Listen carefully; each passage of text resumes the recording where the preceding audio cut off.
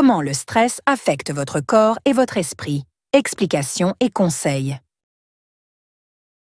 Le stress, en tant que phénomène biologique et psychologique, a été identifié dès l'Antiquité, lorsque les philosophes et médecins grecs, tels qu'Hippocrate, examinaient les réactions du corps face aux défis extérieurs.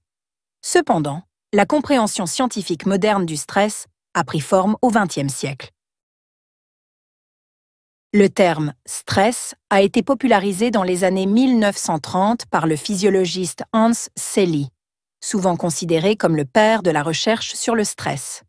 Il a défini le stress comme une réponse non spécifique de l'organisme face à toute demande extérieure, qu'il a appelé le syndrome général d'adaptation, SGA.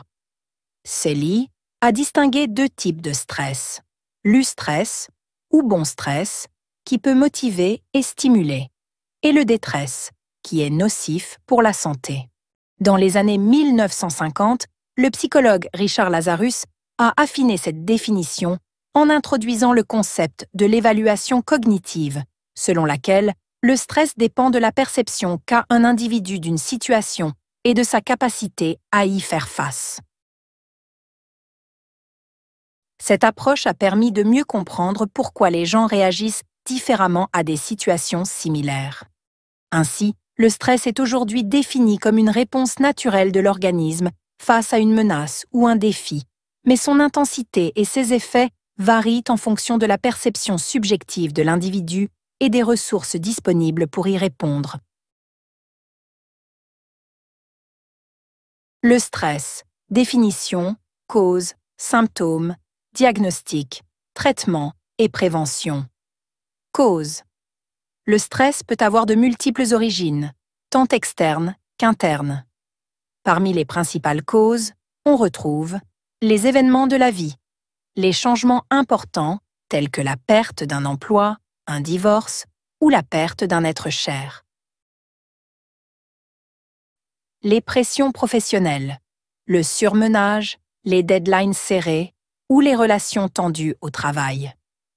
Les facteurs financiers, l'incertitude financière ou les dettes peuvent générer une angoisse persistante. Les problèmes de santé. Une maladie chronique ou une condition médicale grave peuvent engendrer du stress. Les attentes personnelles, la pression à atteindre des objectifs irréalistes ou l'autocritique excessive. Symptômes. Le stress se manifeste différemment selon les individus, mais les symptômes les plus courants incluent symptômes physiques, maux de tête, douleurs musculaires, troubles du sommeil, fatigue chronique. Symptômes émotionnels, irritabilité, anxiété, dépression, sentiment de débordement. Symptômes cognitifs, difficulté à se concentrer, oubli fréquent, prise de décision difficile. Symptômes comportementaux, isolement, perte d'intérêt pour les activités habituelles, consommation accrue de tabac ou d'alcool. Diagnostic. Le diagnostic du stress repose généralement sur une évaluation clinique. Un professionnel de la santé peut poser des questions sur les événements récents, les symptômes physiques et émotionnels, ainsi que sur les antécédents familiaux. Il est également possible d'utiliser des outils standardisés, tels que le questionnaire de perception du stress, PSS, pour évaluer la sévérité du stress. Traitement. Le traitement du stress dépend de son intensité et de ses causes sous-jacentes. Voici quelques approches courantes. Thérapie cognitive et comportementale, TCC. Cette approche aide à identifier les pensées négatives et à les remplacer par des schémas de pensée plus constructifs. Médicaments. Dans certains cas, des anxiolytiques ou des antidépresseurs peuvent être prescrits pour aider à soulager les symptômes. Techniques de relaxation. La méditation, la respiration profonde et le yoga peuvent contribuer à réduire le stress. Changement de mode de vie, une alimentation équilibrée, un sommeil régulier, et l'exercice physique joue un rôle clé dans la gestion du stress.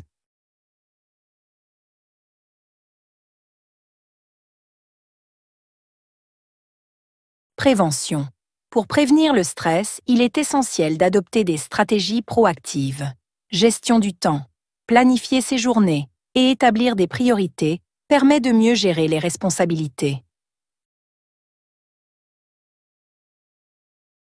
Équilibre vie professionnelle et personnelle.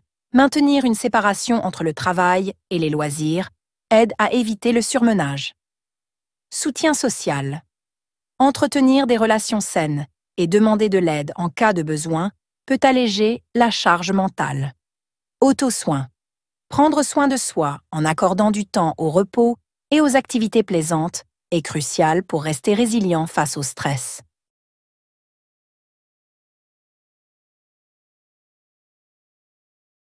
Études récentes. Des études récentes montrent que le stress chronique peut avoir des effets durables sur la santé en augmentant les risques de maladies cardiovasculaires, de troubles immunitaires et de dépression.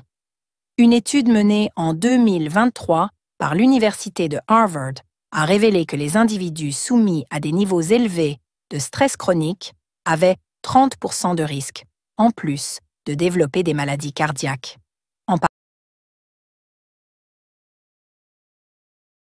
parallèle, une recherche de l'Université de Californie en 2022 a démontré que la méditation de pleine conscience pouvait réduire significativement les niveaux de cortisol, l'hormone du stress, chez les participants réguliers. Ces résultats soulignent l'importance de la gestion proactive du stress dans la prévention des maladies chroniques. La confiance. La confiance est une qualité essentielle qui joue un rôle central dans nos vies. C'est un sentiment de sécurité et de certitude qui nous permet de nous engager dans des relations, d'entreprendre des projets et de naviguer à travers les défis quotidiens. Que ce soit la confiance en soi, la confiance envers les autres ou la confiance dans des institutions, cette notion est au cœur de toutes les interactions humaines. Comprendre la confiance, comment elle se construit, se maintient ou se perd, est crucial pour notre bien-être personnel et social. La confiance en soi. La confiance en soi est souvent vue comme la base de toutes les autres formes de confiance. C'est la conviction que nous avons la capacité d'accomplir quelque chose, de surmonter des obstacles et de prendre des décisions importantes. Elle se développe principalement dans l'enfance, à travers des expériences positives, des encouragements et des réussites.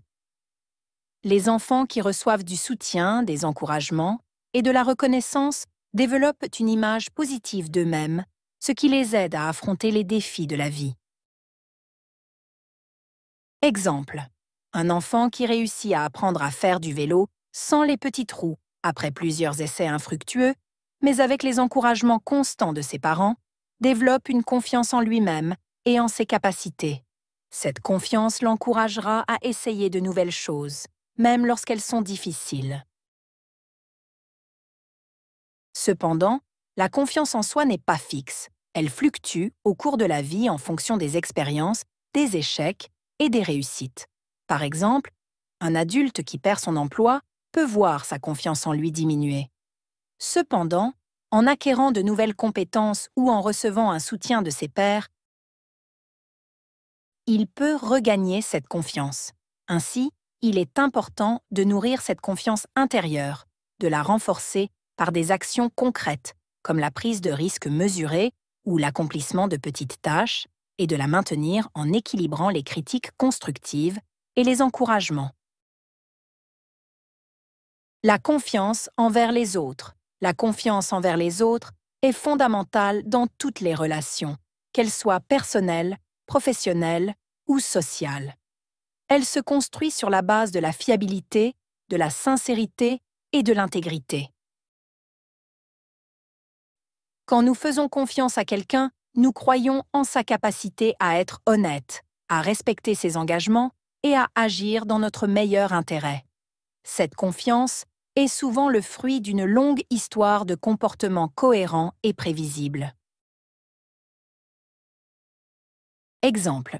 Dans une relation amicale, la confiance se construit à travers des actes de soutien mutuel. Si un ami vous aide à traverser une période difficile sans vous juger et en offrant une écoute attentive, vous commencerez à lui faire confiance. Cette confiance se renforce au fil du temps avec des actions récurrentes montrant un soutien et une loyauté constants. Cependant, la confiance envers les autres est fragile et peut facilement être brisée par des actions perçues comme une trahison ou une tromperie. Une fois perdue, la confiance est difficile à rétablir et nécessite des efforts considérables, des excuses sincères et des changements de comportement pour être reconstruite. Par exemple, un collègue qui divulgue une information confidentielle que vous lui avez confiée brise la confiance. Pour regagner cette confiance, il devra montrer un comportement fiable et transparent à l'avenir. La confiance dans les institutions au-delà des relations interpersonnelles, la confiance dans les institutions est essentielle pour le bon fonctionnement de la société. Les institutions, qu'elles soient gouvernementales, éducatives, médicales ou juridiques, reposent sur la confiance du public pour leur légitimité et leur efficacité. Lorsque les citoyens ont confiance dans leurs institutions, ils sont plus enclins à respecter les lois, à participer au processus démocratique et à coopérer pour le bien commun. Cependant, cette confiance institutionnelle peut être ébranlée par des scandales, de la corruption ou un manque de transparence.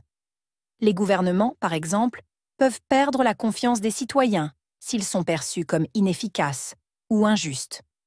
Pour maintenir ou restaurer cette confiance, il est crucial que les institutions soient transparentes, responsables et alignées sur les valeurs et les attentes de la société. Une entreprise qui traite ses employés de manière équitable, respecte les normes environnementales et est transparente dans ses pratiques commerciales, gagnera la confiance de ses clients et de ses employés.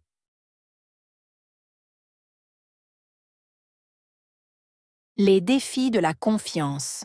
Construire et maintenir la confiance n'est pas sans défi. L'un des plus grands obstacles à la confiance est la peur de la vulnérabilité.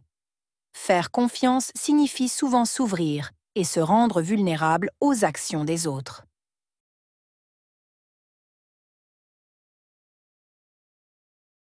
Cette vulnérabilité peut être perçue comme une faiblesse et beaucoup préfèrent éviter de faire confiance pour se protéger de la déception ou de la trahison.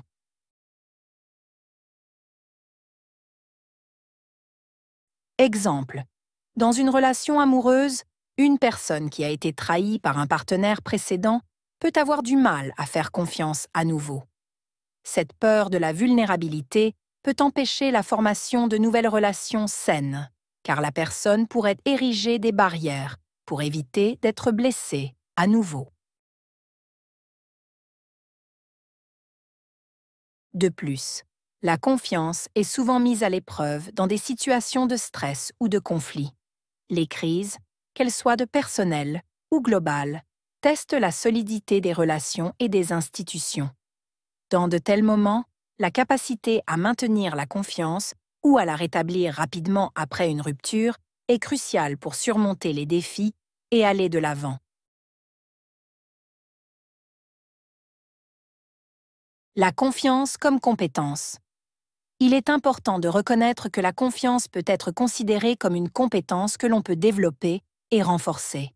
Apprendre à faire confiance, à reconnaître les signes de fiabilité chez les autres et à construire des relations basées sur la confiance sont des compétences précieuses qui peuvent être cultivées à tout âge. De même, apprendre à se faire confiance, à prendre des risques calculés et à se remettre des échecs est essentiel pour développer une confiance en soi solide.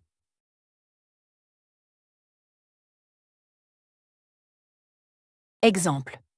Dans un environnement de travail, un manager qui apprend à déléguer efficacement démontre sa confiance envers son équipe. En déléguant des tâches importantes, il montre qu'il fait confiance aux compétences de ses employés, ce qui, en retour, renforce leur propre confiance en eux-mêmes et en leur capacité à réussir.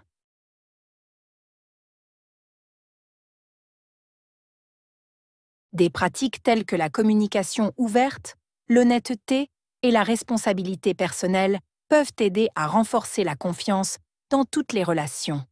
De plus, développer une attitude de compassion et de compréhension envers les autres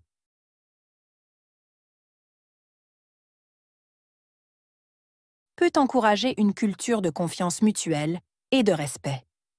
Par exemple, une entreprise qui promeut une culture d'ouverture et de transparence verra ses employés plus enclins à s'exprimer et à faire confiance à la direction.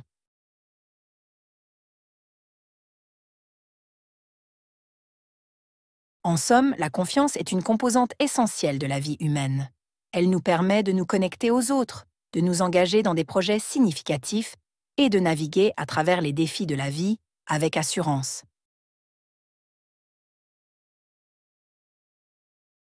La confiance, qu'elle soit envers soi-même, envers les autres ou envers les institutions, est un pilier fondamental du bien-être individuel et social.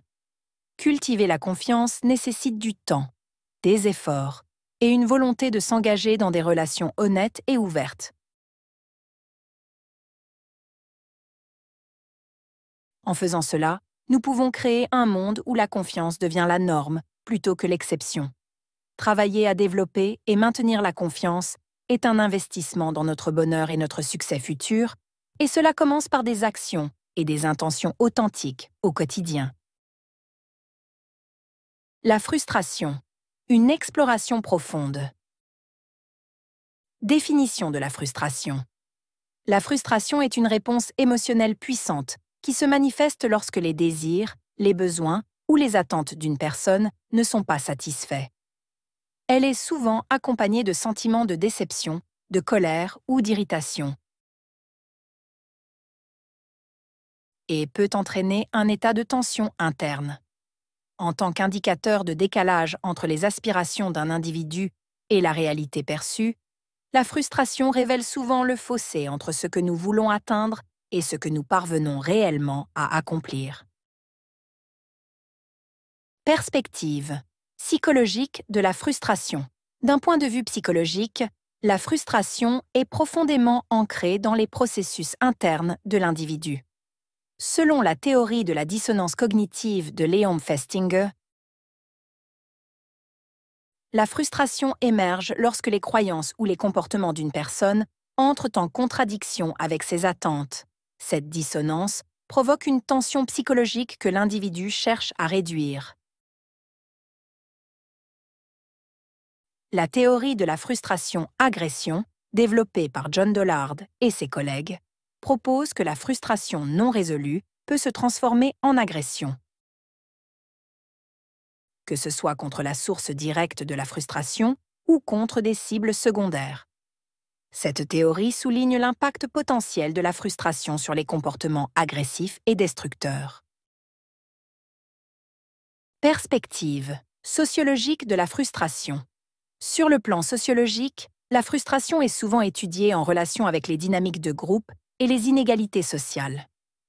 Le concept de privation relative, introduit par Samuel Stuffer, décrit une frustration collective qui se produit lorsque les individus ou les groupes se comparent à d'autres et perçoivent une injustice dans la distribution des ressources ou des opportunités. Causes de la frustration. Les causes de la frustration sont variées et peuvent être divisées en deux grandes catégories, internes et externes. Causes internes. Ces causes incluent des attentes irréalistes, un manque de confiance en soi, des compétences limitées ou des croyances rigides. Par exemple, une personne peut se sentir frustrée si elle se fixe des objectifs trop ambitieux sans disposer des moyens ou des compétences nécessaires pour les atteindre. Causes externes.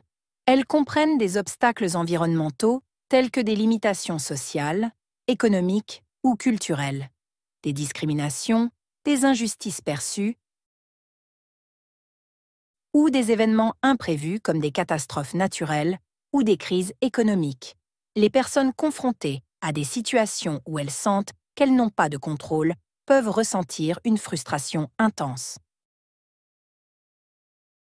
Conséquences de la frustration.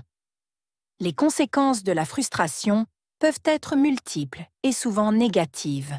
Conséquences émotionnelles. La frustration peut entraîner des sentiments de colère, d'irritabilité, de désespoir ou même de dépression. Elle peut aussi provoquer des états de stress et d'anxiété prolongés, ce qui nuit à la santé mentale et physique.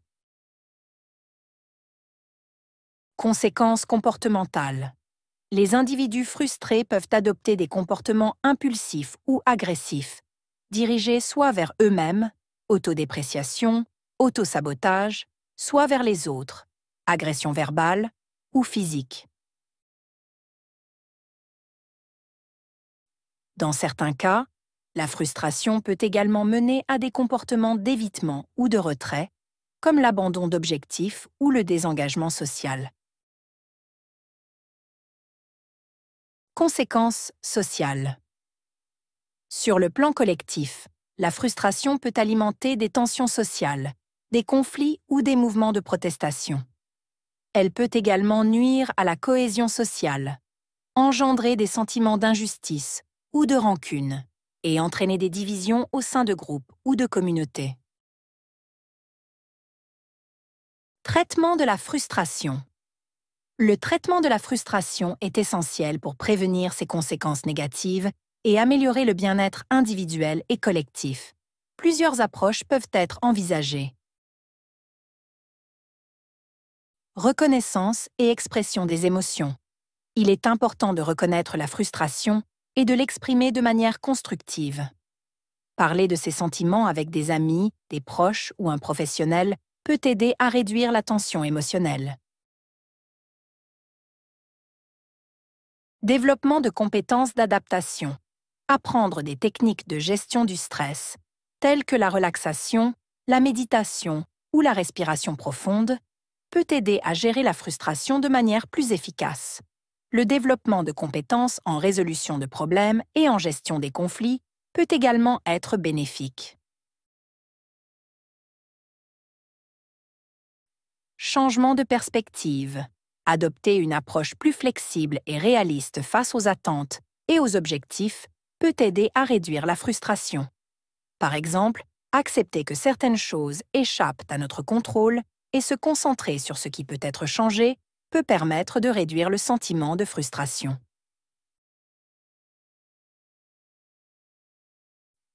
Soutien social. Le soutien des amis, de la famille ou des groupes communautaires peut jouer un rôle crucial dans la gestion de la frustration. Un environnement de soutien offre non seulement un espace pour exprimer ses émotions, mais aussi des ressources pour faire face aux défis.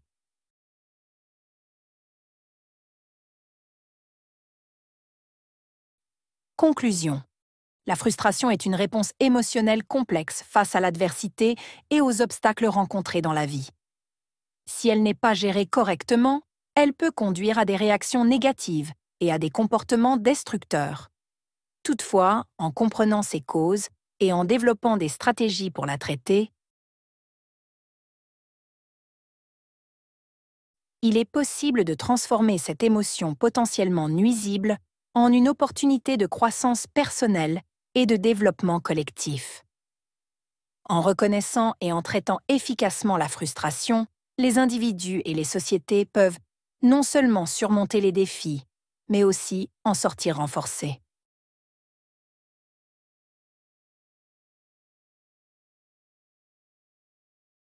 L'anxiété.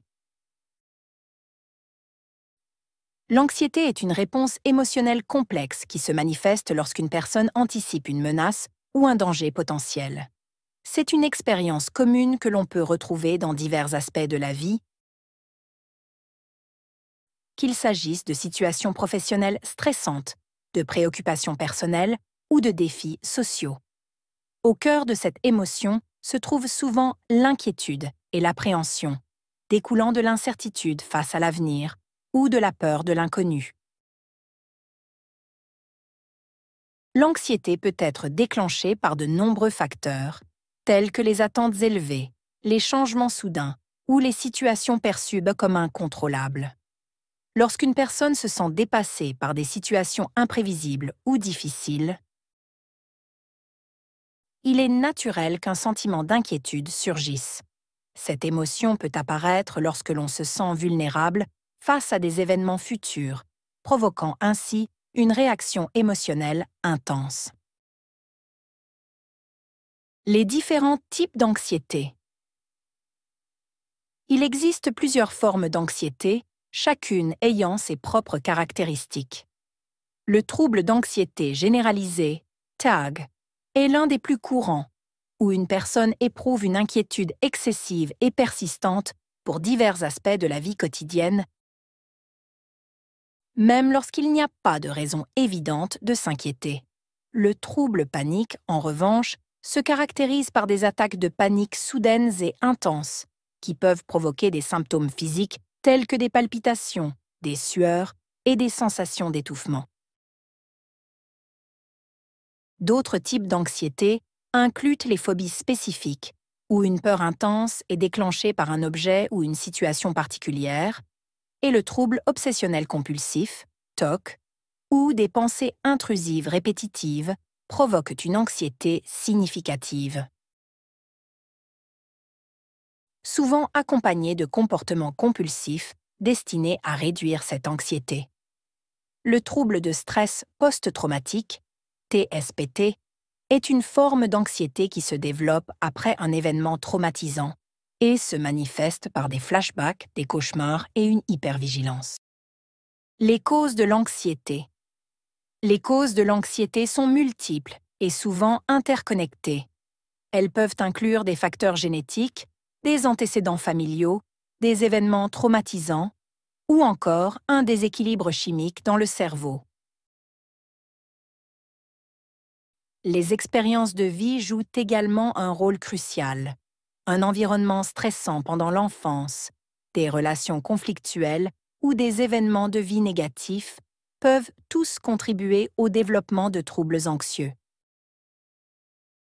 Par ailleurs, certaines conditions médicales ou l'utilisation de substances psychoactives, telles que la caféine, l'alcool ou d'autres drogues, peuvent aggraver l'anxiété. Les recherches suggèrent que des facteurs biologiques, tels qu'une hypersensibilité de l'amygdale, la partie du cerveau responsable de la réponse de peur, peuvent également augmenter la vulnérabilité à l'anxiété. Les effets de l'anxiété sur la vie quotidienne. L'anxiété peut avoir des effets profonds sur la vie quotidienne d'une personne.